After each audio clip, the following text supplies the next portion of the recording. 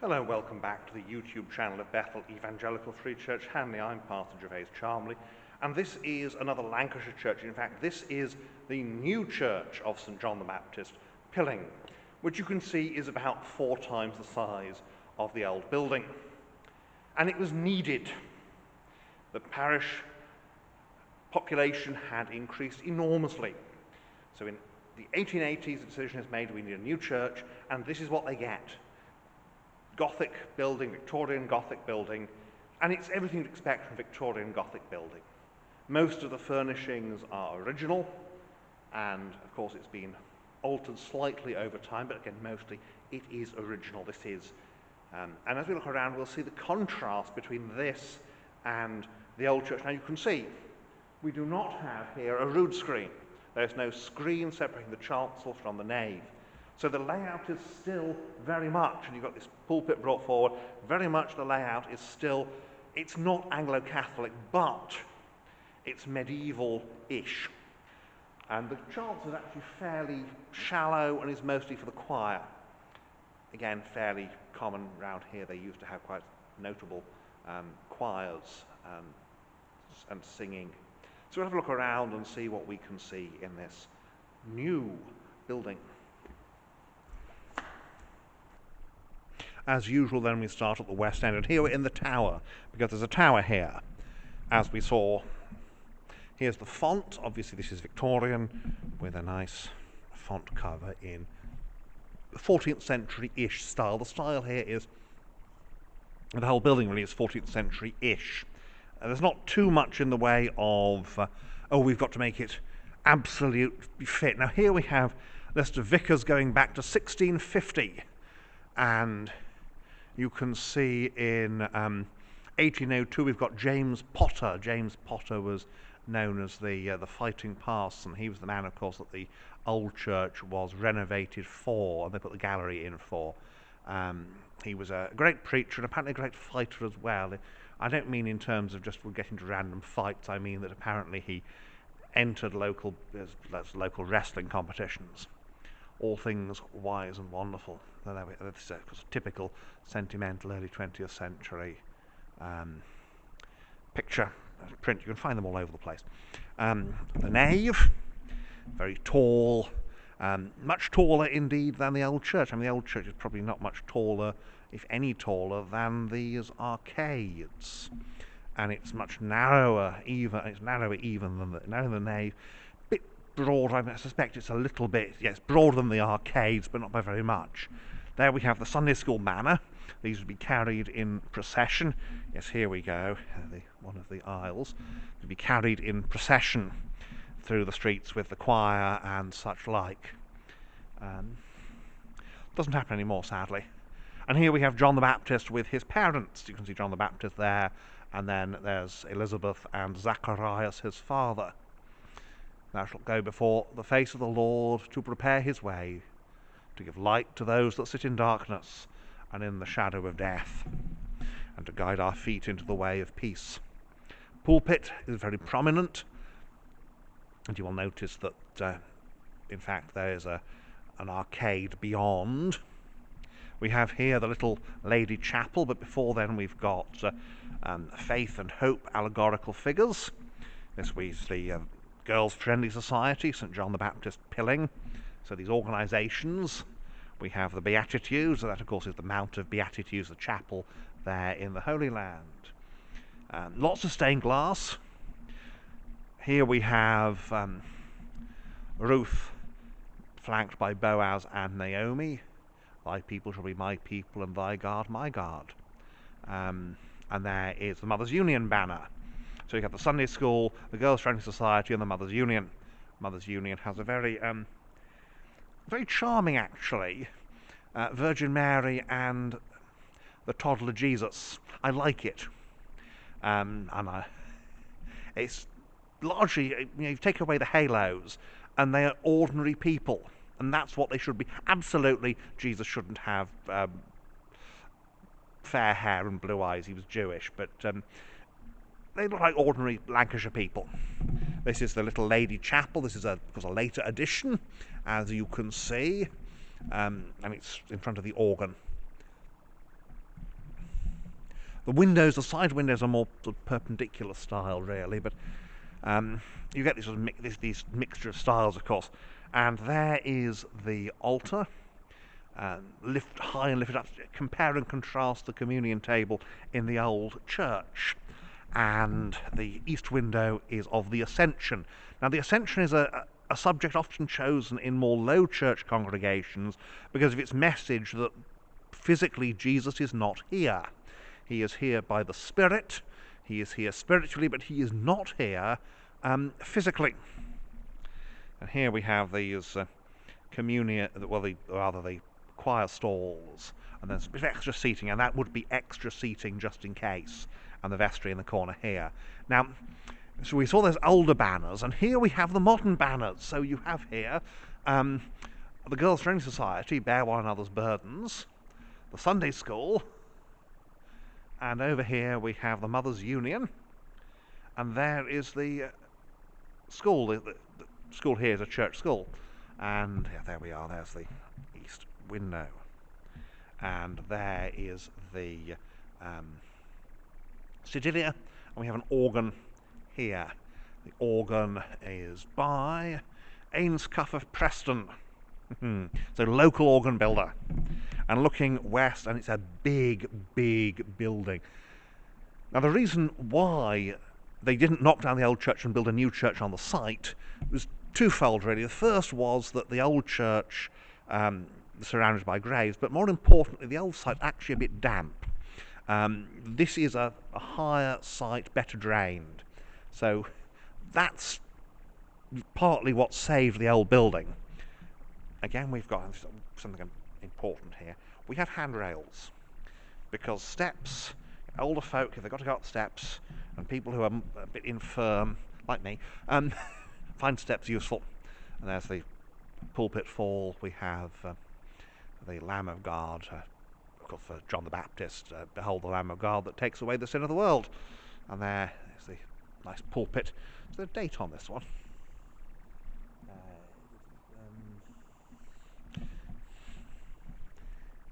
The glory of God, the gift of Sarah Knowles Gardner.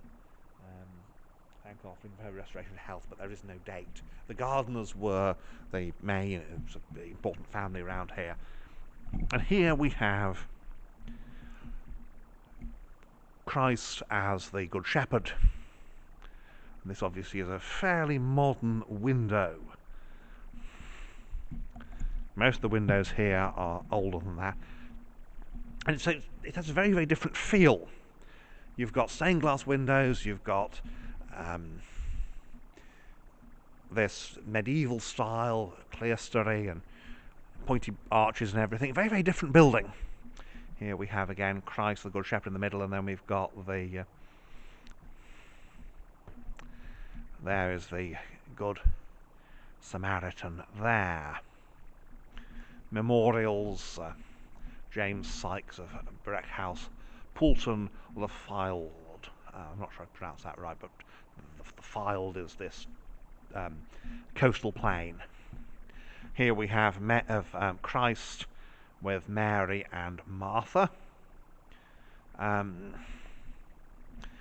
here we have Christ the King with John the Baptist and St. Paul. In him was life, the life was the light of men.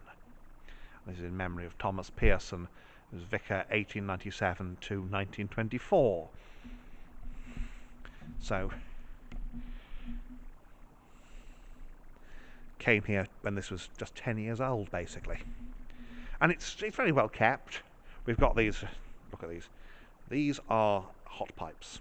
That is the main heating system, or certainly historic, actually it does look like it is.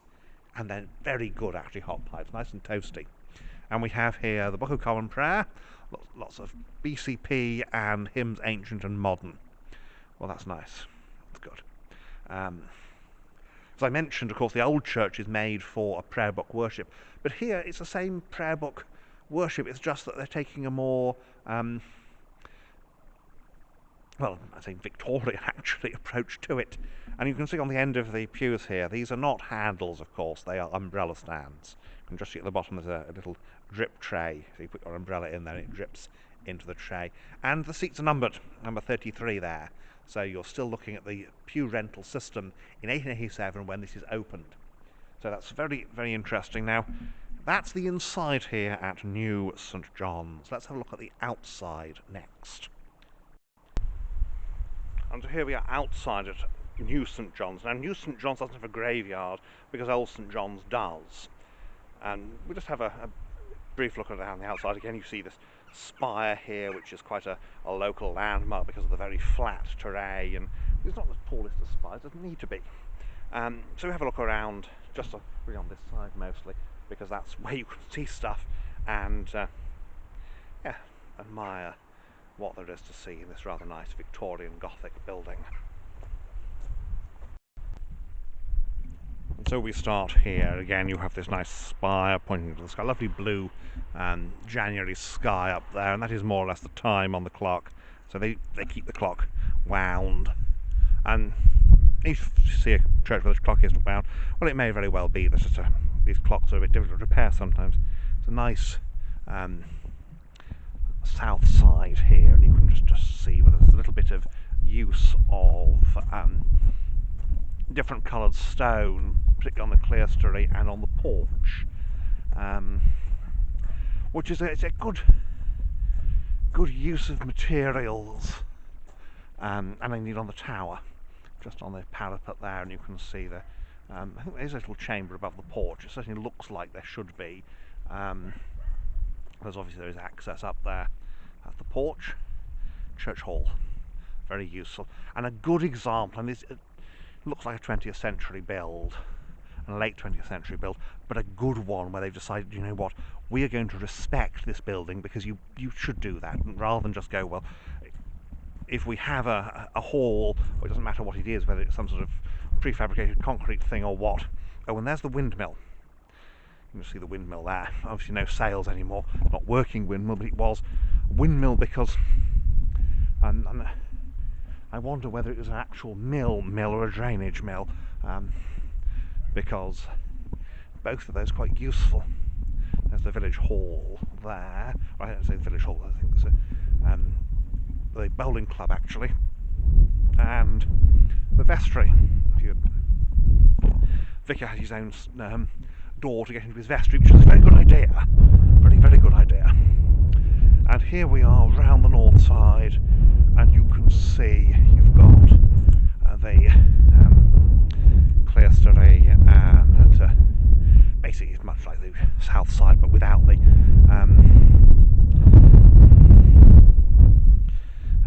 porch. And then you've got the boiler room in the basement, because that's what they did. And contrary to popular belief, there is no theological reason. There's the war memorial, of course, very important. Practically every village, a small number didn't, but practically every village, they lost a lot of people in the First World War.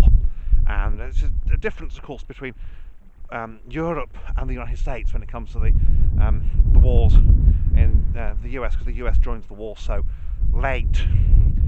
There's less than a year between the US joining the war and the end of the First World War. Then the First World War's not a big loss in the US, but it's a very, very big loss in Europe. So that's the war memorial.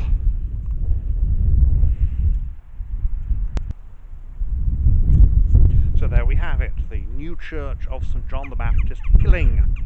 It's very different from the old one, isn't it? And as I say, it looks to be at least 4 or 5 times the size, and probably the seats about 4 or 5 times the number. Bit less, I expect, because the seats are not quite so jammed together. Nevertheless, it seats about 3 times as many as the original. Well, thanks for watching. As I say, it's very interesting to see these two churches are so close to each other, because normally you don't find that. And normally we've got an old church replaced with a new one near, basically next door. The old one's gone or is in ruins, but here the old one's almost intact, and the new one is still very much in evidence and used. Well, thank you for watching, and may God bless you and keep you until next time.